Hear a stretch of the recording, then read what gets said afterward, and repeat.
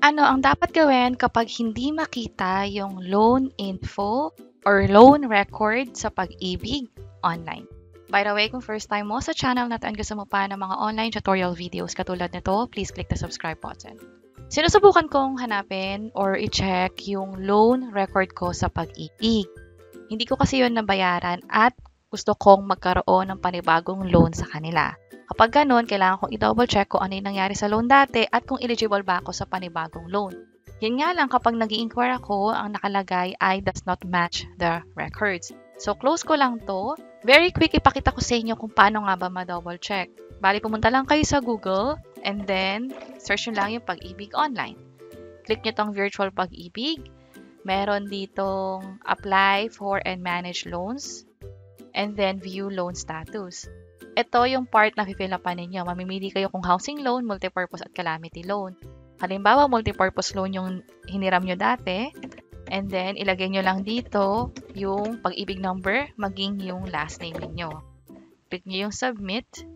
I-double check kung tama yung Pag-ibig number.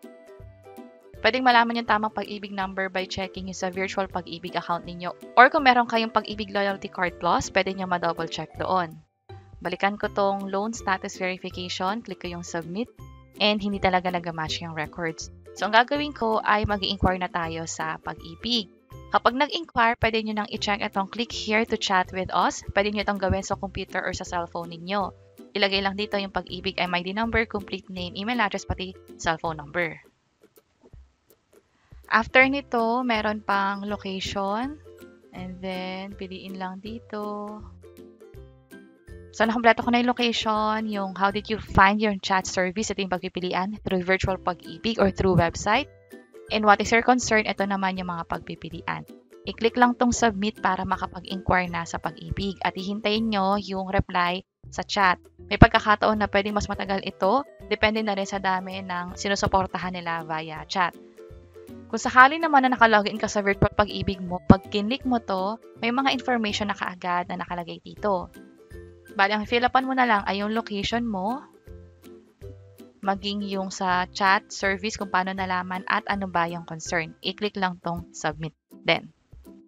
At yung magiging chat nyo nga rin pala ay makakakuha kayo ng kopya sa email. So dito, pwede kong daanan na lang very quick kung ano yung nangyari.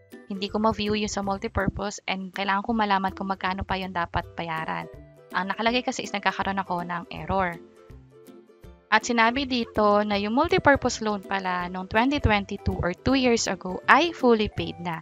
Ang nangyari ay nagkaroon ng TAV offset o yung total accumulated value ko sa Pag-ibig o yung total na naipon ko na sa kanila, doon na lang binawas yung natitira ko pang utang sa MPL.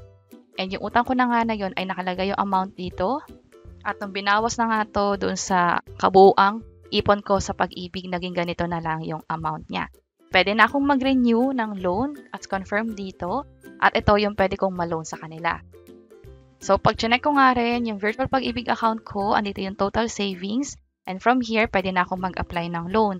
Pwedeng diretso na dito, multipurpose loan, mag-apply at i-click lang tong apply now. So, ganun pala yung mangyayari kung hindi nyo ma-retrieve yung record nyo o yung loan record niyo sa Pag-ibig. Possible, baka nagkaroon ng TAV offsetting o binawas na pala yung natitirang utang nyo pa doon sa kabuuang ipon nyo pa sa Pag-ibig, which is nandito din naman. At linawin ko lang na yun ay based sa experience ko. Sa inyo, mas maganda na i-double check ninyo sa Pag-ibig mismo. Pwede kayong mag-inquire sa kanila by clicking this chat with us. O di naman kaya tumawag na lang din sa Pag-ibig number 724-4244. And that's it. Sana nakatulong tong video na to. Kung oo, pakiclick ang like button at para sa iba't ibang mga tutorial videos, pwede nyo i-check itong mga nasa baba. Sana makatulong and see you sa mga next videos. Bye-bye!